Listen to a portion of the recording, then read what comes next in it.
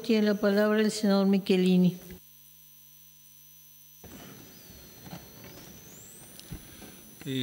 Presidenta, después de las palabras del senador Javier García, poco había para agregar, y si había algo más para agregar, el senador Mieres lo ha hecho. A una institución que cumple 125 años y que su obra está ahí, poco podríamos decir. Pero como a las obras hay que verlas por los frutos, no solo por los edificios, sino por las personas y por las actitudes, déjeme, Presidenta, contarles lo que fue mi experiencia en el peor quizás año de mi vida y de cómo los talleres Don Bosco, con un grado inmenso de solidaridad, me ayudó y ayudó a mi familia en lo que podía ser parte de la formación que yo tengo en el día de hoy.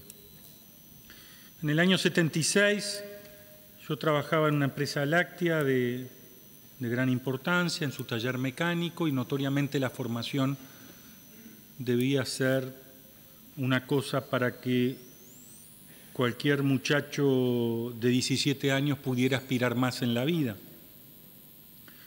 Y es así que empecé y entré en la UTU. Para mi sorpresa, justo el banco que me tocó en la UTU estaba vacío, el asiento de al lado.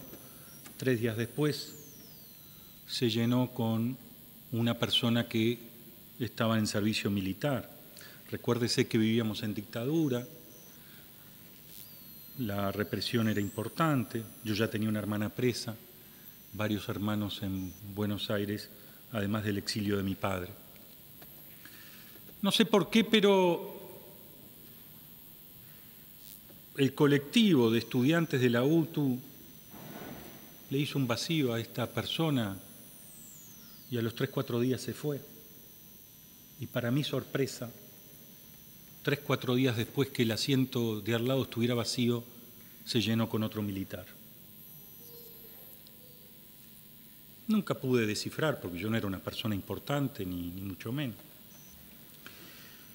Pocos días después, Presidenta, se me ocurre ir a visitar a mis amigos, compañeros del liceo, del Dámaso, y quizás ver a alguna muchacha, el 30 de abril de 1976. Antes del 1 de mayo, jugaba ese día Bolivia y Uruguay como a las 10 de la noche, lo pasaban por televisión en blanco y negro, y cuando yo caí en el Dámaso, rápidamente, antes del 1 de mayo, alguien pensó que yo podía hacer algún disturbio. Cuando quise acordar, a los 5 minutos estaba en la comisaría 9ª.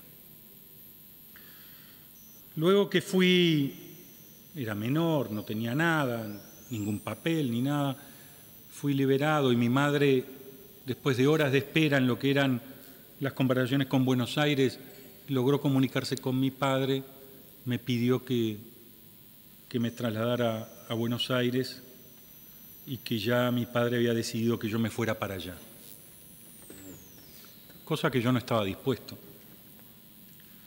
y que había construido un discurso muy fuerte para rebatirle a mi padre de que yo me iba a quedar en Uruguay junto con mi madre y el resto de los hermanos chicos. Cuento esto porque estamos hablando de aquel adolescente de 17 años en un momento muy difícil. Voy a Buenos Aires, en el mismo momento que mi padre me dice, bueno, arreglá las cosas y te venís para acá, y yo iba a hacer mi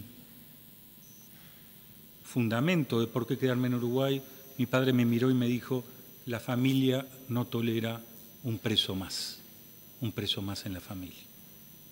Y no duré ni 30 segundos en discutir con mi padre, me vine al Uruguay, pocos días después lo asesinaron.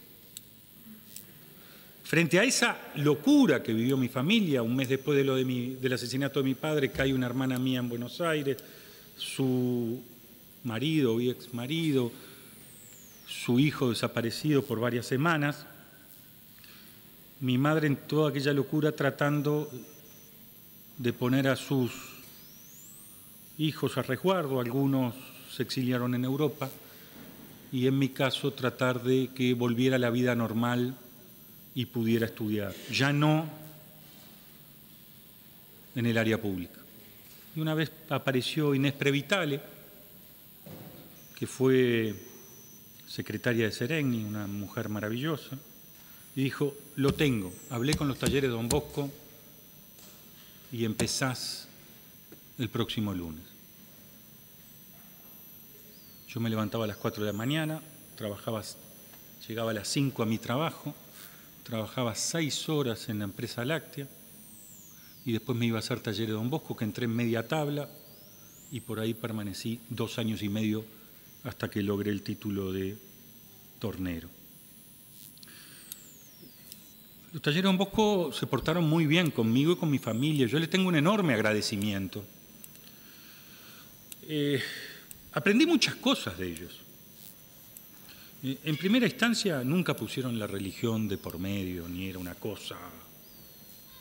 Prácticamente no se la notaba. Aprendí principios. Aprendí la cultura del trabajo, la cultura de la excelencia. No sé ahora, pero en ese momento, cuando uno terminaba una pieza de torno o de fresa, no era lo mismo terminarla con las micras adecuadas, así estas no tenían las micras correspondientes. Aprendí el orgullo del trabajo manual, hacían un hincapié en ese orgullo los talleres de Don Bosco, la solidaridad que la practicaban permanentemente, la lucha contra la pobreza a través del trabajo. Permanentemente estaban transmitiendo que a través del trabajo se podía luchar contra la pobreza, el compañerismo. Y tenían una cosa, Presidenta, que si no fueran los talleres de Don Bosco uno podría haber dicho que estaba cerca de algún comunista, que era la conciencia de los derechos del trabajador. Y lo hacían importante, te hacían sentir gente. Tú tenés derecho, tú sos persona, además de trabajador. No sos una pieza más en la maquinaria, tú sos tú. Y eso era muy importante. Sé que se refirieron Javier García, los senadores Javier García y Pablo Mieres sobre la disciplina. Quizás no era tan así. 20 y pico de muchachos en el curso que yo estaba y más de 250 en el resto, carpintería, mecánica, automotriz y otras tantas. Bueno, la disciplina no es que abundara en nosotros. Yo era un externo, pero aprendí cosas muy importantes, además de esos principios que yo enumeraba, los principios de la electricidad, las características de los materiales, el torno, a soldar, aprendí a soldar, la fresa y los principios más elementales de la matricería, que para quien no conozca es las piezas que todas unidas conforman la posibilidad, conforman un molde y la posibilidad de hacer piezas en serie.